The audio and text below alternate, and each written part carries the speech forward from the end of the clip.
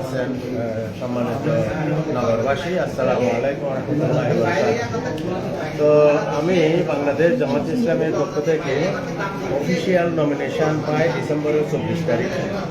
তো এর আগে তো বিভিন্ন দলের সাথে আসন সমঝোতা ইত্যাদি ফাইনাল ইয়াটা হয়েছে, ডিসিশনটা ডিসেম্বরের 24 তারিখ আমি সংগঠনের পক্ষ থেকে নমিনেশনটা লিখিতভাবে পাই।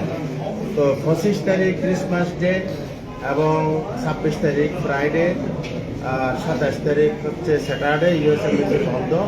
তো 28 তারিখ আমি ইউএসএমবিসিতে আমার দ্বৈত নাগরিকত্ব সারেন্ডার করে অ্যাপ্লিকেশান দিছি এবং তারা আমাকে আগামী 5 তারিখ অ্যাপয়েন্টমেন্ট দিছে।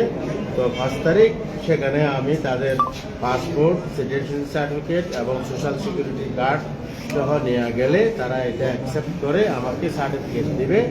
এরপরে আমি আপিল করে আমার